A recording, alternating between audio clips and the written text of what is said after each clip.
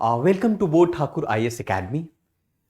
My name is Rohit Kumar और आज 17 मार्च 2023 है। अब हमारा एग्जाम बहुत ही नज़दीक है, असम पब्लिक सर्विस कमीशन। इस एग्जाम के पॉइंट ऑफ व्यू से सोचते हुए हम लोगों ने ये डिसाइड किया कि आपके लिए असम पब्लिक सर्विस कमीशन के पॉइंट ऑफ व्यू से स्पेशली जो असम से संबंधित जो कुछ स्कीम या कह सकते हैं कि असम से संबंधित जो समसामयिक घटनाएं हैं, करंट अफेयर हैं, हम आपके सामने एक साथ लेकर आए। ये कुछ प्रमुख असम स्पेशल टॉपिक्स है जिस पर हम चर्चा करेंगे, जो आपके एग्जाम में पिछले 3 महीना में जो भी असम से संबंधित जो प्रमुख योजनाएं हैं, घटनाएं हैं, जो आपके एग्जाम में आ सकता है, वो हम आपके सामने लेकर आए हैं। और ये बहुत ही महत्वपूर्ण एक तरीके से हो सकता है, बहुत ही इंपॉर्टेंट हो सकता है आपके लिए, आपके एग्जाम के लिए बहुत ही बेनिफिशियल हो सकता है। तो बहुत इंपॉर्टेंट है, देख सकते हैं। आपका पहला है, आपके असम से संबंधित जो है एक योजना था जिसका नाम था अरुणोदय योजना। इसके बारे में हम बात करेंगे। ये सबसे लार्जेस्ट डायरेक्ट बेनिफिट स्कीम है। उसी प्रकार से हम बात करेंगे, असम ने एक तरीके सर्वे ऑफ इंडिया के साथ एक मेमोरेंडम साइन किया था, उसके बारे में भी बात करेंगे। असम के साथ एक बिल लाया गया था मदरसा से संबंधित, उसके बारे में भी हम बात करेंगे। साथ साथ में जो असम जो एकॉर्ड पीस साइन किए गए थे उसके बारे में भी बात करेंगे। और कुछ नेशनल पार्क से संबंधित जैसे Kaziranga national park, rhino memorials Kaziranga national park के बारे में, या फिर काजीरंगा नेशनल पार्क के बारे में, या कह सकते हैं हमारा कि लक्षित जो बार फुकान है उनके बारे में। ऐसे बहुत सारे टॉपिक हैं जो आपके एग्जाम में, आपके असम पब्लिक सर्विस कमीशन में आपको पूछा जा सकता है। तो उसके बारे में हम एक एक करके हम चर्चा करने जा रहे हैं और एक एक करके आप ध्यान से देखिएगा। हो सकता है इसमें से 2 या 3 प्रश्न आपके एग्जाम में आ जाए और 2-3 प्रश्न जो है सफलता के लिए हो सकता है कि सफलता के मुहाने पर हो, पीक पर हो आप, और आपकी सफलता इसी प्रश्नों से हो जाए। तो शुरू करते हैं एक एक करके। और एक आज का पहला, जैसा कि आप देख सकते हैं, ये संपूर्णतः ये असम का पॉलिटिकल मैप है। तो कभी कभी आप जो प्रमुख जिलाएं हैं, डिस्ट्रिक्ट है आपके यहाँ का, उन प्रमुख डिस्ट्रिक्ट को आप जो मोस्ट इंपॉर्टेंट, जैसे तेजपुर के बारे में हुआ, जैसे कि आपका पूछ देगा कि काजीरंगा नेशनल पार्क कहां पर है, उनका लोकेशन क्या है, या उनके आसपास का जिला क्या है, डिस्ट्रिक्ट क्या है, या प्रश्न आपके जो नेशनल पार्क से संबंधित जो चीजें हैं उसके बारे में पूछा जा सकता है। तो ये आप एक बार अपने पॉलिटिकल मैप को अच्छी तरीके से आप देख ले, उसको मगअप कर ले। कहने का मतलब जो मोस्ट इंपॉर्टेंट जो है आपके राज्य के अंदर में, हमारे राज्य जो असम पब्लिक सर्विस कमीशन के अंदर में है, जो महत्वपूर्ण जो प्लेस है उसके बारे में समझ रहे हैं, या फिर कह सकते हैं कि उस राज्य से संबंधित जो प्रमुख घटनाएं हुई हैं उसके बारे में भी आप मैप के बेस के आधार पर पढ़ लें, जो आपके एग्जाम के लिए बहुत ही महत्वपूर्ण हो जाता है। तो चलिए शुरू करते हैं। सबसे पहली योजना हम पढ़ने जा रहे हैं जिसका नाम है अरुणोदय स्कीम। असम ने आपको अरुणोदय स्कीम लॉन्च किया था और ये कहा जाता है कि it is the largest direct benefit transfer scheme था। प्रश्न पूछेगा आपको एग्जाम में कि भाई ये बताओ कि अरुणोदय स्कीम का संबंध किससे है, या उसका ऑब्जेक्टिव क्या है, क्या मकसद है, इसके बारे में आपके एग्जाम में प्रश्न पूछा जा सकता है। तो ये आएगा आपके एग्जाम में। तो क्या था भाई, तो दरअसल क्या है कि 2 अक्टूबर 2020 को इस योजना को लाया गया था, रोल आउट किया गया था। लेकिन क्या होता है कि इस योजना की ऑब्जेक्टिव क्या है, इस पर प्रश्न पूछा है। तो इस योजना की ऑब्जेक्टिव है फाइनेंशियल असिस्टेंस प्रोवाइड करवाना। करीब करीब राज्य के अंदर के 17 लाख ऐसे परिवार हैं जो कह सकते हो कि दबे कुचले लोग हैं, जो गरीब हैं, जो फाइनेंशियली बहुत वीक हैं। तो इस योजना के माध्यम से उन 17 लाख परिवारों को एक फाइनेंशियल असिस्टेंस पहुंचाने का मकसद है असम सरकार का, वो भी इस योजना के माध्यम से, जिसका आप कह सकते हैं कि सरकार ने करीब 2800 करोड़ योजना बजट में अपना लेकर आई थी। और ये सबसे लार्जेस्ट डायरेक्ट बेनिफिट ट्रांसफर ये स्कीम है आपका, आप कह सकते हैं उस राज्य का सबसे। तो मेन एम ये है इस स्कीम के माध्यम से कि टेक केयर करना फाइनेंशियल प्रॉब्लम से गुजरने वाली उन सभी गरीब या बीपीएल परिवार को राज्य के अंदर में उनको फाइनेंशियल सपोर्ट करवाना ही इस योजना का मकसद है। ये सबसे बड़ा डायरेक्ट बेनिफिट ट्रांसफर योजना है। तो ये प्रश्न आपके एग्जाम में पूछ सकता है कि भाई अरुणोदय स्कीम है क्या, इसका संबंध किससे है, किस राज्य से, क्या ऑब्जेक्टिव है, ऐसे प्रश्न आपके एग्जाम में पूछे जाएंगे। क्लियर है आप लोग को?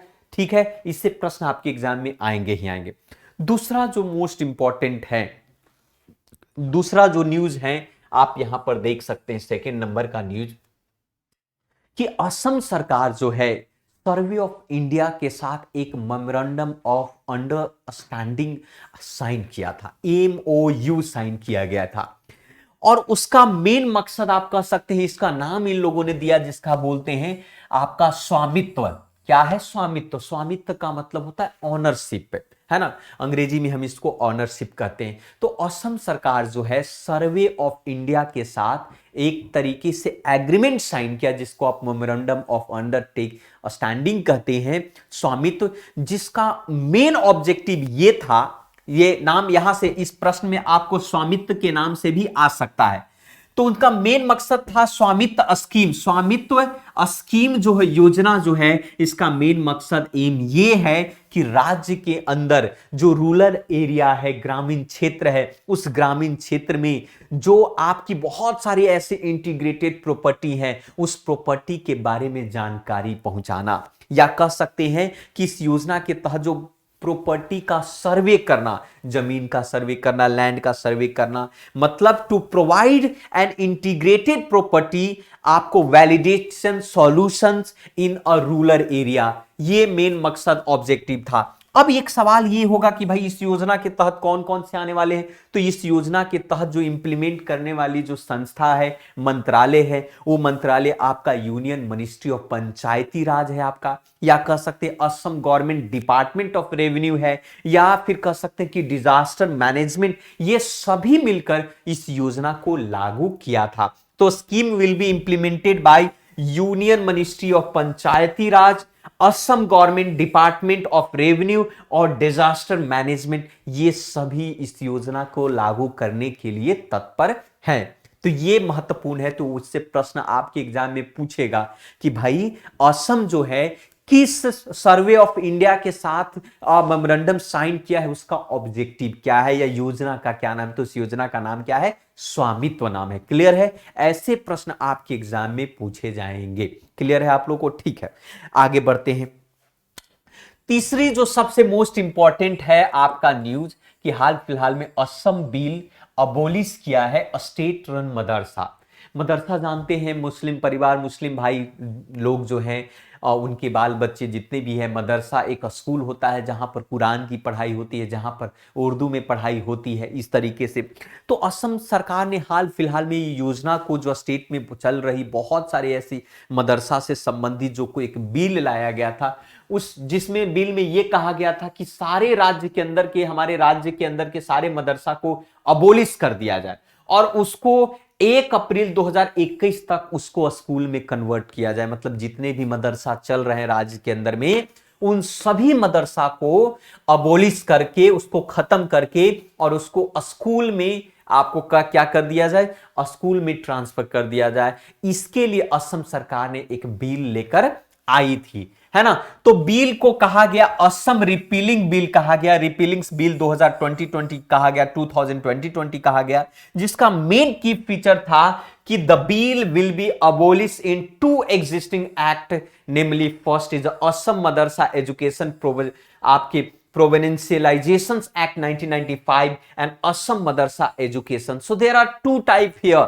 सो 2 पार्ट में कन्वर्ट होगा, Assam Madrasa education act 1995 and Assam Madrasa education में। तो मेन ऑब्जेक्टिव यही है कि Assam bill to be abolish the state run madrasa which is operating in. तो सारे जितने भी मदरसा होंगे, all the Madrasa which already be operated in Assam, so it will be converted in simply a school में कन्वर्ट हो जाएगा। तो ये मोस्ट इंपॉर्टेंट। नेक्स्ट तीसरा जो न्यूज है आपका, वो है कार्बी आपको Anglong peace accord, Karbi Anglong peace record. आप सबको पता होगा, ट्राई पार्टी इतिहास के पन्नों में, हिस्ट्री में आप लोगों ने पढ़ा होगा। तो दरअसल जो है ये जो कार्बी अंगलोंग जो अकॉर्ड है, आप कह सकते हैं 4 अक्टूबर 2021 को साइन किया गया था government of India, government of Assam and 6 आपका फंक्शंस ऑफ कार्बी के बीच में साइन किया गया था, जिसका मेन मकसद यह था कि arms group shall be shun there to path of the violations surrender आपका एंड आप कह सकते हैं surrender on weapons and disbanded their organisations within the 1 month that the date of the signing. Sign होने के कुछ महीने के बाद ही, 1 महीने के अंदर में ही जितने भी लोग हैं जो वायलेंस के रास्ते पर चलकर या कह सकते हैं कि हथियार उठा रखे हैं, उन सब लोग अपना हथियार को वापस करें, डिसबैंडेड करें और एक तरीके से कह सकते हैं कि शांति स्थापित किया जाना चाहिए। तो ये प्रश्न पूछ देगा कि भाई कार्बी एंगलोंग पीस एकॉर्ड किन के बीच में आपको साइन किया गया था, तो आप बता सकते हैं कि गवर्नमेंट ऑफ इंडिया और गवर्नमेंट ऑफ असम, और आप कह सकते हैं कि उनके अलावा जो है 6 आपके फंक्शंस ऑफ कार्बी के बारे में क्लियर है। अब नेक्स्ट पॉइंट आप देख सकते हैं, आगे चीजें के बारे में हम समझते हैं कि आगे के पॉइंट्स के बारे में समझते हैं। अब यहां पर देख सकते हैं कि कुछ नेशनल पार्क है, हालांकि ये पहले आ गया है, इसके बारे में कभी कभी एग्जाम में प्रश्न के तौर पर पूछा जाएगा कि ये सारे नेशनल पार्क जो हैं आपके असम में है। आपका जैसे रायमोना नेशनल पार्क हुआ, मानस नेशनल पार्क हुआ, और आपको ऑरेंज हुआ, आपका नामेरी हुआ, काजीरंगा हुआ, आपको दिहांग चोपतकई हुआ, डिब्रू आपका डिब्रू हुआ। ये प्रमुखतः 7 नेशनल पार्क असम के अंदर में है, जिसकी चर्चा हमेशा न्यूज में रहती है। तो आपके एग्जाम में प्रश्न के तौर पर पूछे जा सकते हैं इन सभी नेशनल पार्क के बारे में। ठीक है, तो चलिए शुरू करते हैं। सबसे पहले आपका औरंग जो अगर नेशनल पार्क की बात करें तो इसको राजीव गांधी नेशनल पार्क के नाम से भी जाना जाता है ना। तो कहा गया कि जो औरंग नेशनल पार्क है इसके एक्सपांशन की बात चल रही है। मतलब कहा गया कि असम गवर्नमेंट ने इस बात को डिसाइड किया है कि इस नेशनल पार्क को, इस राष्ट्रीय उद्यान की सीमा को बढ़ा दिया जाए, उसके साइज को बढ़ा दिया, जो पहले जितना था उससे 3 गुना इसको इनलार्ज करने की बात की जा रही है, एक्सटेंड करने की बात की जा रही है। तो state is to added 200.32 square kilometre to Orang national park. करीब 3 गुना इसको कर दिया जाएगा ओरिजिनल से, और करीब इसमें 200.32 स्क्वायर किलोमीटर के साथ इसको आगे बढ़ाया जाएगा। और इसकी सीमा जो है, एरिया जो है, बढ़ाकर ब्रह्मपुत्रा रिवर तक ले जाया जाएगा, ऐसा कहा जा रहा है। इसके अंदर में आपको सैंड बार्स होंगे, आइलैंड्स ऑफ द रिवर भी इसके अंदर में आ जाएगा। दरअसल जो हमारा ये नेशनल पार्क है, ये नेशनल पार्क राइनो हैबिटेट्स हैं, एक प्रमुख राइनो हैबिटेट्स के रूप में जाना जाता है, और 2016 में इसे टाइगर रिजर्व के रूप में इसको कन्वर्ट कर दिया गया था, बना दिया गया था। इसके अलावा 7 जो नेशनल पार्क है हमारे असम के अंदर में, जिसकी अभी हम लोगों ने चर्चा किया, जैसे दिहांग पतकई हुआ, डिब्रू आपका सैखोआ हुआ, आपका मानस हुआ, काजीरंगा हुआ, नामेरी हुआ, और आपके रैमोना हुआ। ये से प्रमुख नेशनल पार्क हैं जो असम के अंदर में है। अक्सर ये असम पब्लिक सर्विस कमीशन में प्रश्न के तौर पर पूछा जाता है। ठीक है, अब एक मोस्ट पॉइंट के बारे में बात करते हैं, असम प्रोजेक्ट आरोहण के बारे में। आरोहण ये क्या है भाई? आरोहण क्या है? दरअसल असम सरकार ने 4 वर्ष के मेंटरशिप प्रोग्राम लॉन्च किया है। करीब ये 4 ईयर मेंटरशिप प्रोग्राम लॉन्च किया है, और उस मेंटरशिप प्रोग्राम का नाम दिया है आरोहण। आरोहण दिया है आपका। अब आपको ये समझना चाहिए कि आरोहण है क्या। दरअसल आरोहण जो है कि हमारे जो असम राज्य के अंदर में जो बच्चे हैं, जो युवाएं हैं, जो छात्र हैं, उनकी स्किल का डेवलपमेंट कैसे किया जाए, उनको बूस्टअप कैसे किया जाए, उनकी जो स्किल का डेवलपमेंट, तो इसके लिए जो खास करके असम के हमारे चीफ मिनिस्टर हैं, जिनका नाम हिमंता बिस्वा शर्मा है, उन्होंने अनीता रंजन जो सीईओ है टाटा स्ट्राइप के सीईओ के साथ जाकर मिली, और सीईओ से मिलने के बाद जो है इस प्रोजेक्ट पर काम करने के लिए सहमति जाहिर किया। ये टाटा जो स्ट्राइप है एक तरीके से स्किल डेवलपमेंट प्रोग्राम चलाती है टाटा ट्रस्ट के तहत।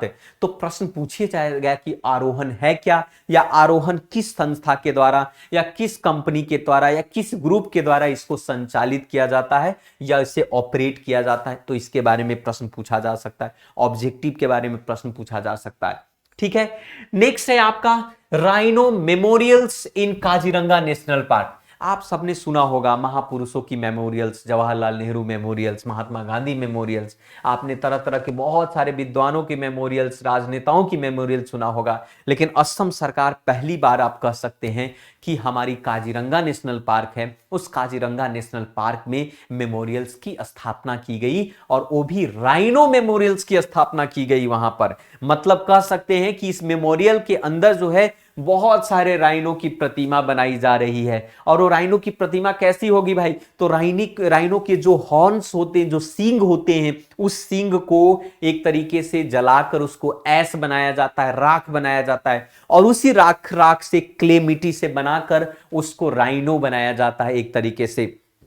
तो कह सकते हैं कि भाई अभी फिलहाल जो है 3 राइनो स्कल्पचर तैयार किए गए हैं, जिसका नाम दिया गया है abode of unicorns. Abode of unicorns कह सकते हैं, इसका नाम दिया गया। तो प्रश्न पूछ सकता है कि एबोर्ड ऑफ यूनिकॉर्न का संबंध किससे है, यह प्रश्न पूछ सकता है। And it is a one male rhino, जिसके अंदर में एक मेल राइनो है और एक फीमेल राइनो है आपका, और साथ में उसका एक बछड़ा है आपका, काल्फ है आपका, बच्चा है। तो इस तरीके से राइनो मेमोरियल्स की शुरुआत जो है हमारे national park Kaziranga national park में इसकी शुरुआत की गई, जो आपके एग्जाम में प्रश्न के तौर पर पूछ सकता है आपका। यह भी पूछ सकता है कि भाई ये किस चीज से बनाया गया है स्कल्पचर आपका। तो 3 स्टैचू है जो फॉरेस्ट गार्ड के द्वारा, इन सभी के द्वारा क्रिएट किया गया है। और ऐसा जो है राइनो स्टैचूज को क्रिएट करने के लिए करीब करीब 25,000 राइनो हॉर्न्स को कलेक्ट किया गया, और उसको जलाकर, उसको बर्न करके असम सरकार ने राइनो का स्कल्पचर बनाया।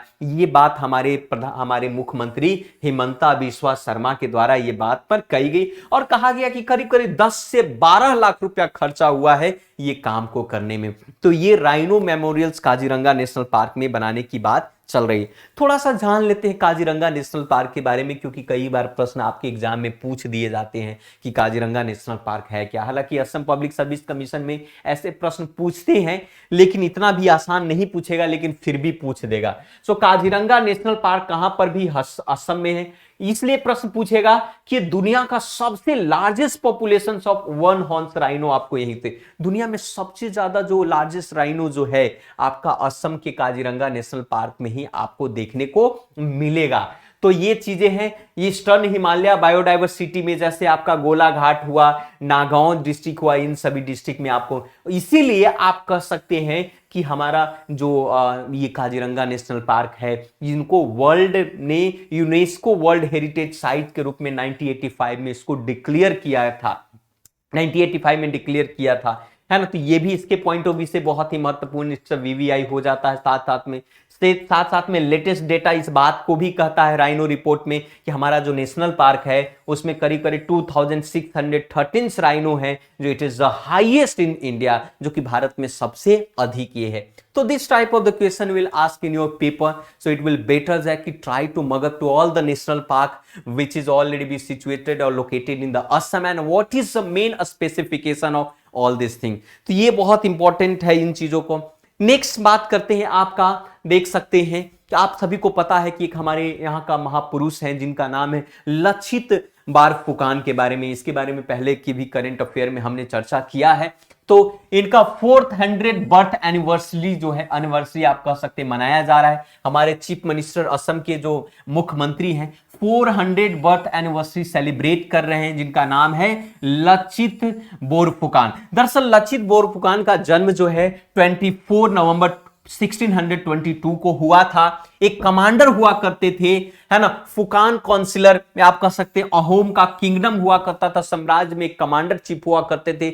जब मुगल के साथ युद्ध हुआ था तो इस मुगल के युद्ध में इनकी बहुत बड़ी भूमिका थी, है ना। मुगल एम्पायर को दबाने में इनकी भूमिका रही है उस क्षेत्र में आने तक में। सो बोरफुकान जो है अपने लीडरशिप के लिए 1671 में जब सरायघाट की बैटल ऑफ सरायघाट युद्ध हुआ था, तो उसमें मुगल फोर्स को उन्होंने दबाने में काफी अहम भूमिका रोल अदा किया था। इसलिए इस पॉइंट ऑफ व्यू से बहुत ही महत्वपूर्ण हो जाता है। तो इनके बारे में, लक्षित बोरफुकान के बारे में आप पढ़ लीजिए कि वो कौन थे, क्या थे, है ना, कैसा संबंध था। ऐसे प्रश्न भी आपके एग्जाम में प्रश्न के तौर पर पूछा जाता है। नेक्स्ट हम बात करते हैं national voter day. National voter day 25 जनवरी 2023 को इसका आयोजन किया गया है। वोट जैसा कुछ भी नहीं, वोट जरूर हम डालेंगे, इस प्रकार के स्लोगन के साथ इसको शुरू किया गया था। तो थोड़ा हम जान लेते हैं इसके बारे में कि दरअसल 13 नवंबर को वोटर्स दिवस के तौर पर 25 जनवरी 2023 में आप कह सकते हैं कि 13th नेशनल वोटर दिवस मनाया जाता है। वो भी किस दिन? 25 जनवरी 2023 को। तो जिनका इस साल का जो थीम था, nothing like voting, I vote for you. क्योंकि जब आप वोट नहीं देंगे, लोकतंत्र कैसे जिंदा रहेगा, एक बेहतर रिप्रेजेंटेटिव कैसे आएगा। तो वोट हमारा अधिकार है, हमारा दायित्व है। आप सबको पता होगा कि वोटिंग को लीगल राइट्स के तौर पर माना गया है। हमारे संविधान में इससे संबंधित कई बार प्रश्न भी पूछे जाते हैं, ठीक है। तो फर्स्ट ऑब्जर्व किया गया था 2011 में, फिर मार्क फाउंडेशन के बेस के आधार पर 25 जनवरी 1950 को इलेक्शन कमीशन ऑफ इंडिया के फाउंडेशन दिवस के दिन जो है वोटर दिवस के तौर पर मनाया जाता है, जिसका मेन मकसद होता है कि भाई लोगों के बीच में, भारत देश के नागरिकों के बीच में वोट के प्रति जागरूकता को स्थापित करना, है ना। इसीलिए इलेक्शन कमीशन ऑफ इंडिया ने एक सॉन्ग दिया था कि मैं भारत हूं और हम भारत के मतदाता हैं। मैं भारत हूं और हम भारत के मतदाता है। तो बताइए, बिना मतदाता के लोकतंत्र जिंदा रह सकता है क्या? नहीं रह सकता है। इसीलिए वोटर बनना बहुत जरूरी है। नेक्स्ट आप देख लीजिए, खेल को लेकर हमारे देश में काफी चर्चा रहती है, खेल के प्रति काफी जागरूकता रहती है। ऐसी स्थिति में कई बार खेलों से संबंधित कई बार प्रश्न पूछे जाते हैं। तो यहां पर देख सकते हैं कि England Test captain Ben Stokes named men's Test cricket of the year 2022। 2022 में मेंस टेस्ट क्रिकेट किनके नाम से? बेन स्टोक के नाम से गया। इंग्लैंड के टेस्ट कैप्टन रह चुके हैं। तो इनके माने में कहता है कि अंतरराष्ट्रीय क्रिकेट काउंसिल्स ने इनको बेन स्टोक जो इंग्लैंड के खिलाड़ी हैं, उनको इंग्लैंड टेस्ट कैप्टन के रूप में, मेन टेस्ट क्रिकेटर के रूप में इनको नॉमिनेट किया गया है। जबकि इंग्लैंड के ऑलराउंडर आप कह सकते हैं कि Nat Sciver's on the Russells Hyons fleet trophy को भी उन्होंने जीता। इसके अलावा भी अन्य नाम है, जैसे विमेंस ओडीआई में नैट स्कीवर्स को, मैन ओडीआई में बाबर आजम जो पाकिस्तान के खिलाड़ी हैं, उनको जो है वनडे क्रिकेट मैच में उनको बेस्ट आप कह सकते विनर उनको मिला है। महिला टी20 में आपको तहलिया एमसी ग्रांट ऑस्ट्रेलिया की रही हैं। उसी प्रकार से पुरुष टी20 में सूर्य कुमार यादव को बेस्ट प्लेयर के तौर पर नॉमिनेट किया गया है। तो इस तरीके से सर गैरफिल्ड सोबर्स ट्रॉफी के माध्यम से बाबर आजम को, तो ये प्रमुख क्रिकेटर हैं जिसके बारे में आपके एग्जाम में प्रश्न के तौर पर पूछा जा सकता है आपका। तो ये भी याद रखने की आवश्यकता है। नेक्स्ट आपका पद्म अवार्ड से अक्सर प्रश्न पूछे जाते हैं एग्जाम में, अवार्ड से संबंधित। तो पद्मा अवार्ड्स जो है 2023 का अनाउंसमेंट हुआ था, उसमें लोगों को नॉमिनेट किया गया था। तो इससे संबंधित भी आपके एग्जाम में प्रश्न पूछेगा। जैसे गवर्नमेंट ऑफ इंडिया ने पद्मा अवार्ड 2023 को 74th रिपब्लिक डे पर 26 जनवरी 2023 को दिन अनाउंसमेंट किया था। हर साल इसको अनाउंसमेंट किया था और भारत में करीब करीब 106 पद्म अवार्ड जो है दिए गए, जिसमें से 6 आर पद्म विभूषण और 9 आर पद्मा भूषण और 91 जो दिए गए थे वो पद्मश्री दिए गए थे। तो ऐसे प्रश्न आपके एग्जाम में पूछेंगे कि कितने पद्म विभूषण मिले, कितने पद्मश्री मिला है, कितने पद्मा भूषण मिला है। तो 90 ऑफ द पद्मा अवार्ड जो है आप कह सकते हैं कि महिलाओं को भी मिला, जैसे ORS पाइनोर दिलीप महालनोबी को मिला है ना, उनको अवार्ड दिया गया पद्म विभूषण के साथ, वो भी मरने के उपरांत। तो ये प्रश्न आपका पूछ सकता है कि मरने के उपरांत जो है दिलीप साहब को मिला है। मुलायम सिंह यादव को पद्म विभूषण मिला है, वो भी मरने के बाद मिला है पब्लिक अफेयर के लिए। तो ऐसे प्रश्न भी आपके एग्जाम में अवार्ड से संबंधित पूछे जाते हैं, ठीक है। अब नेक्स्ट है आपका हर घर नल से जल drive will be completed in 2024। 2024 तक ये कहा जा रहा है कि हर घर में नल होगा। हर घर में हमारा स्वच्छ जल मिलेगा, क्योंकि भाई स्वच्छ जल के बिना जो है स्वास्थ्य सही तो नहीं रह सकता है। तो भारत सरकार ने national centre for good governance DG Bharat Lal को एड्रेस करते हुए इस कॉन्फ्रेंस के जरिए जो है water security, high economic growth और प्रॉस्पेरिटी पर बात करते हुए जो 14 साउथ एशिया कॉन्फ्रेंस जो है उन पर नई दिल्ली में जिसका आयोजन किया था, जिसका मेन ऑब्जेक्टिव था हर घर नल से जल योजना लाया गया था। ये योजना जो है जल जीवन मिशन के तहत इनको कंप्लीट किया जाएगा, वो भी 2024 में इस योजना को कंप्लीट किया जाएगा। साथ साथ में एक तरीके से कहा जाता है कि डिसेंट्रलाइजेशन अप्रोच के माध्यम से इस योजना को, तो प्रश्न पूछ सकता है कि हर घर नल से जल योजना किस मंत्रालय के तहत काम करेगी और कब तक इसका टारगेट है, तो ऐसे भी प्रश्न आपके एग्जाम में पूछे जाएंगे। नेक्स्ट है आपका India sign agreement with the Egypt for content exchange. Content को एक्सचेंज करने के लिए भारत और इजिप्ट के बीच में एक मेमोरेंडम साइन हुआ है, जिसके तहत कहा जा रहा है कि प्रसार भारती और national media authority of the Egypt ये दोनों आपस में अपने कंटेंट का एक्सचेंज करेंगे अर्थात को प्रोडक्शन करेंगे। मतलब कह सकते हैं कि जो भी फैसिलिटी है प्रसार भारती के पास वो इजिप्ट में देगा और इजिप्ट के पास जो नई आपकी फैसिलिटी जो होगा वो हमारे प्रसार भारती के पास भी वो ट्रांसफर करेगा, ऐसा आपको साइन किया गया है। तो आप सभी को पता होगा कि अनुराग सिंह ठाकुर जो है आपको ये ब्रॉडकास्टिंग मिनिस्टर हैं और वहां के समय हसन हुआ करते हैं जो फॉरेन अफेयर, उन दोनों के बीच में समझौता हुआ जिनका मेन मकसद ये है कि हमें डीडी इंडिया चैनल को एक्सपांड करना और इस प्रोग्राम को पूरी भारत के अंदर में एक बेहतर प्रोग्राम के तौर पर इसको लाना है ना। साथ साथ में ये 3 सालों के लिए वैलिड होगा इस फैसिलिटी। ये दोनों देश आपस में इस बात पर तो प्रश्न पूछ देगा कि भाई किस देश के साथ भारत के प्रसार भारती ने अपना कंटेंट डेटा को एक्सचेंज करने की बात कही गई।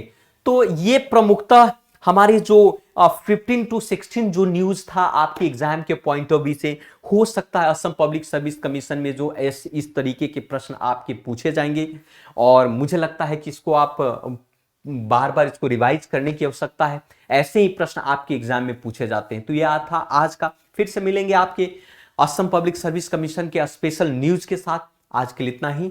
आपके लिए मैं प्रकृति से प्रार्थना करता हूं कि आपको सफलता मिले आपके एग्जाम में। तो आज के लिए इतना ही। So thank you very much. बाकी आप इस चैनल पर बने रहे, इस चैनल को सब्सक्राइब करें, बेल आइकन को भी प्रेस करें ताकि समय पर आपको हमारे करंट अफेयर के बारे में और बाकी अन्य प्रोग्राम के बारे में आपको जानकारी मिलता रहे। तो आज के लिए इतना ही। So thank you very much. मिलते हैं फिर से।